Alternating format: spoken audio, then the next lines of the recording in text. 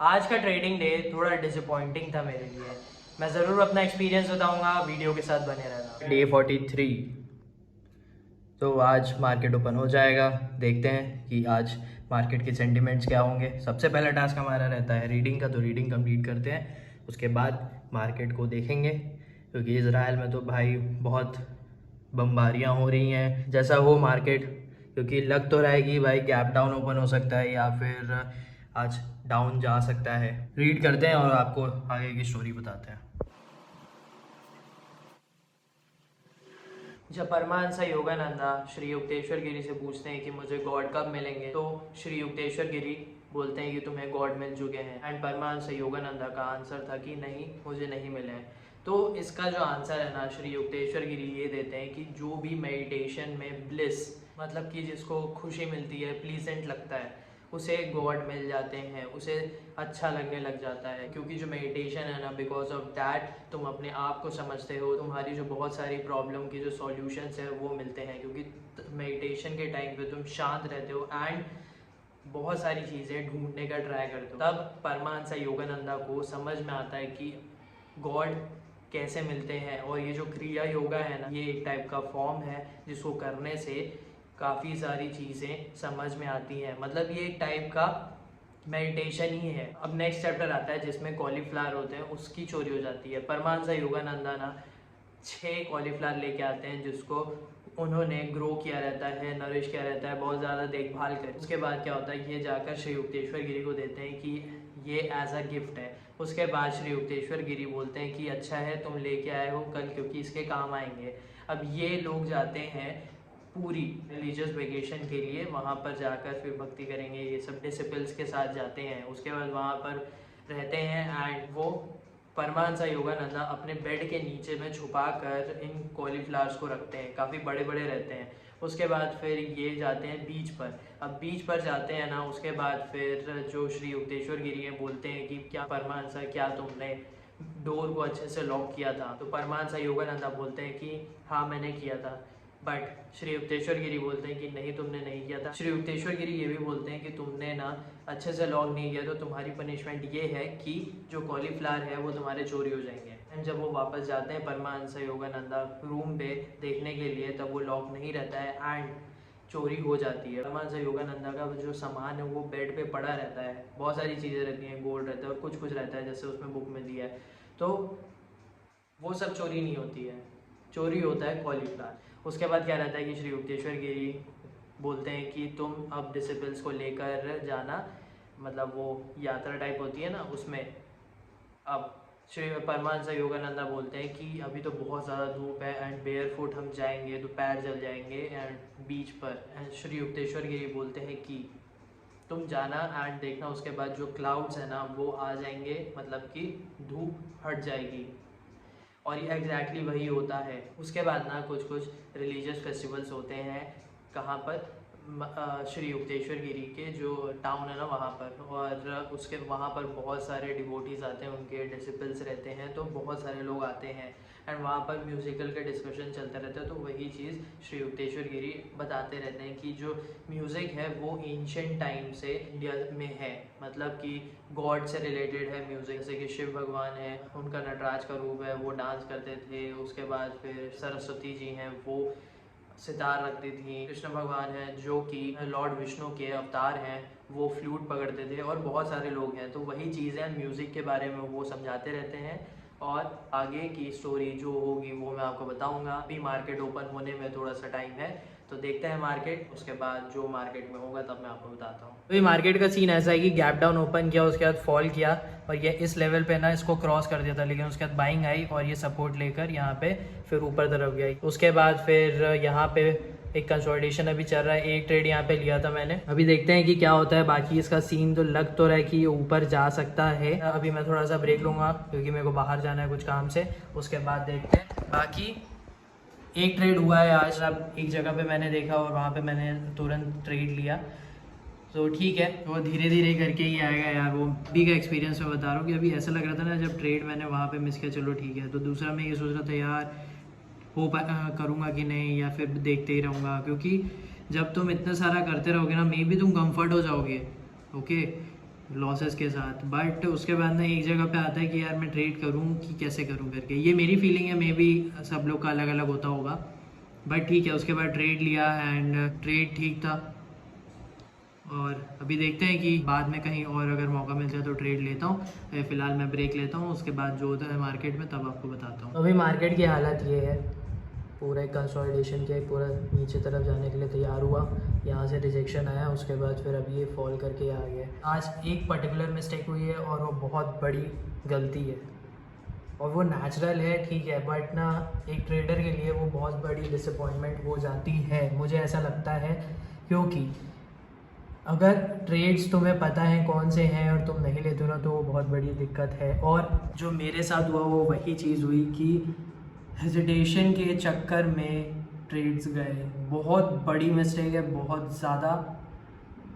एक दो समझ आते हैं, तीन चार ट्रेड्स छूटे हैं। तो थोड़ा ना ये इस चक्करों में ना मेरी साइकोलॉजी जाती है कि भाई ये चक्करों में मैं छोड़ रहा हूँ अपने हेजिटेशन के चक्कर में।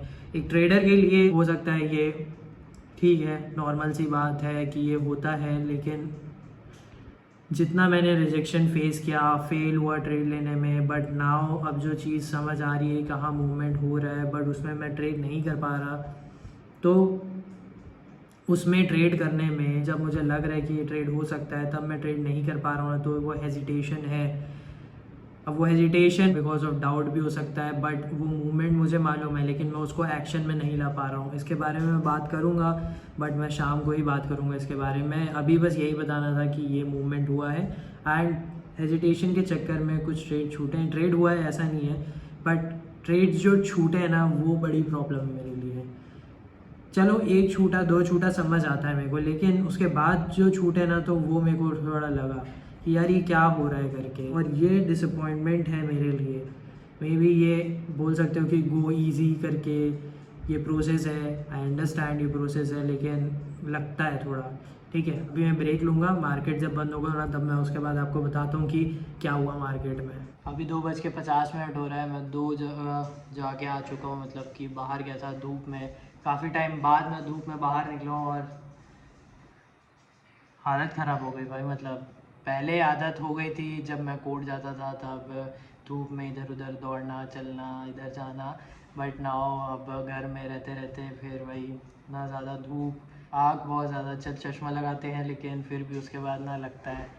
तो ये देखते हैं, मार्केट पूरा कंसोलिडेशन में था, एक जगह पे सपोर्ट ले लिया है, अभी ऊपर जाने का ट्राई कर रहा है, तो देखते हैं अभी क्या होता है आगे।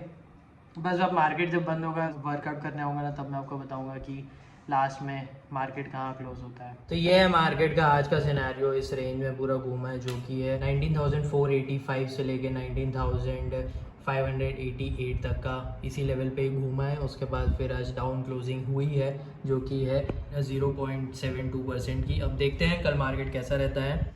बाकी आज डिसअपॉइंटमेंट्स हैं, ठीक है, होते हैं डिसअपॉइंटमेंट्स, बट बात करूंगा मैं इस बारे में क्योंकि एक्सपीरियंस की बात है। उससे पहले वर्कआउट करते हैं, वॉक करते हैं, ऑडियो बुक सुनते हैं, फिर बात करते हैं इस बारे में, क्योंकि डिसअपॉइंटमेंट्स होते ही हैं, ट्रेड मिस होते ही हैं, एंड ये सबसे डील करना ही पड़ता है। तो पहले करते हैं वर्कआउट। तो वर्कआउट कंप्लीट किया और फिर मैं सोचा कि यार तुरंत एक वीडियो बनाते हैं। जो आज हमने एक गलती की है, यार ये गलती नहीं है, ये एक नेचुरल प्रोसेस में ही आता है, और ये है कि डिसअपॉइंटमेंट्स होते रहते हैं जब तुम ट्रेड मिस कर देते हो, मतलब कि ट्रेड तुम छोड़ देते हो, हेजिटेशन होता है। तो यही चीज़ हुई है मेरे साथ, और फेस में बहुत ज़्यादा पसीना दिख रहा है बिकॉज ऑफ वर्कआउट, ठीक है। तो ऐसा हुआ है कि आज ना ट्रेड हुआ है, ठीक है, बट थिंग इज कि आज ट्रेड का अच्छा दिन नहीं था, क्योंकि ट्रेड मेरे से छूटे हैं। मैं जहाँ पे सोचा था ट्रेड लेना है, यहाँ पे हो सकता है वो हुआ, लेकिन मैंने ट्रेड नहीं लिए, and that is so disappointing for me, क्योंकि ट्रेड छूटना ना मुझे ज़्यादा बुरा लगता है ट्रेड फेल होने से एक्चुअल में। क्योंकि यार मैंने बहुत सारी चीज़ें छोड़ी हैं और मेरा पर्सनल एक्सपीरियंस है, बिकॉज ऑफ दैट ना अपॉर्चुनिटी छोड़ना मुझे पसंद नहीं है। एंड ट्रेड छोड़ने की वजह से ना, जैसे कि मैं देख रहा हूँ वो चीज़ को, एंड वहाँ पर मैं सोच के भी रखा हूँ कि अच्छा ये ऐसा करके जा सकता है, चलो थोड़ा वेट करके गया या फिर जैसा भी गया, लेकिन वो गया and I have not taken that opportunity, तो मुझे गंदा लगता है, और यही चीज़ आज हुआ है। बट देखो, अब इसको ज़्यादा सोचना नहीं है, तो मैंने जैसे बताया था कि कैसे डील करना है, मैंने लिखा भी है एंड लिख कर यही बोला है कि अब अगली बार अपने आप को डिसअपॉइंट मत करना। भले ही तुम ट्रेड लो, तुम्हें लग रहा है वहाँ पे तुम लो एंड गलत हो रहा है तो कट करो उसे, लेकिन ट्रेड लो। अब देखो ऐसा होता है ना कि इतने बार तुमने ट्रेड लिया है, अच्छा भी गया है, इतने बार ट्रेड लिया है तुमने, फेल भी हुआ है, लॉसेस भी खाए हैं एंड तुम यूज टू भी हो गए हो, बट ना जो हेजिटेशन है ना फिर वो लगती है कि भाई ये वापस से फेल हो जाएगा क्या, या वापस से जाएगा कि नहीं जाएगा, तो ऐसा एक डाउट होता है। बट हेजिटेशन हटाना बहुत ज़्यादा ज़रूरी है एंड ये जब तुम ट्रेड्स लेते जाओगे ना तभी तुम्हारा जो ट्रेड का कॉन्फिडेंस है ना वो बढ़ते जाएगा। अब जैसे कि आज जो मैंने ट्रेड लिया ना वो भाई ट्रेड के कॉन्फिडेंस में ही लिया था मैंने, क्योंकि काफ़ी जगह पे मैंने ये पैटर्न्स देखे हैं, बिकॉज ऑफ दैट मैंने ट्रेड लिया एंड वो सक्सेस रहा। तो यही चीज़ है कि भाई हेजिटेशन, मेरे को खुद को भी बहुत ज़्यादा गंदा लग रहा था कि यार ये मैं क्या कर रहा हूँ, इतनी अच्छी अपॉर्चुनिटी है, मैं कैसे छोड़ सकता हूँ, या फिर मैं कैसे इसको नहीं लिया, या फिर मैं क्यों सोचते रह गया, या फिर मैं क्यों हेजिटेट होते रह गया। बट अब ये प्रोसेस में आता होगा, ये प्रोसेस में है कि भाई तुम हेजिटेट भी होगे, तुम्हें डर भी लगेगा, तुम डाउट भी करोगे, लेकिन तुम्हें एक चीज़ माननी है, जैसा मार्केट जा रहा है वैसे तुम एनालाइज करोगे और तुम कॉन्फिडेंस हो ना उसको लेके, तो तुम ट्रेड लो, उसके बाद भले ही तुम्हारे अपोजिट या तो उसको कट करके निकल जाओ। मैं भी यही सोच रहा था, बट वो हेजिटेशन ना बहुत दिमाग खराब किया मेरा। चलो ठीक है, कल से वापस से ट्रेड करेंगे, देखते हैं कल की क्या मार्केट रहता है। आज का दिन तो फॉल हुआ, फिर ऊपर गया, फिर फॉल हो गया, तो अब देखते हैं कल मार्केट कैसा रहता है। एंड सारे टास्क कंप्लीट हो गए डे 43 के, यस सारे कंप्लीट हो गए हैं। आई होप कि आप वीडियोस देख रहे हो एंड आपको अच्छे लग रहे हैं, कमेंट करके ज़रूर बताना। और मैं ऑडियो बुक नहीं सुन पाया क्योंकि मेरे फ़ोन में बैटरी नहीं थी, नहीं तो मैं कुछ ना कुछ आपको ज़रूर बताता। बट आज का ज्ञान यही है कि डिसअपॉइंटमेंट्स होते हैं, काफ़ी होते हैं, और ये प्रोसेस में आता है। बट तुम्हें ये याद रखना है कि तुम्हें अपनी एनालिसिस पे कॉन्फिडेंस रखना पड़ेगा और तुम ट्रेड्स लो, अपने आप को डिसअपॉइंट मत करना, ठीक है। अब बस आज का वीडियो यही रहेगा, डे 43 को मैं एंड करता हूँ। अब मिलते हैं डे 44 को। आई होप आपने प्लेलिस्ट चेक की है 60 डेज चैलेंज की, and thank you for watching.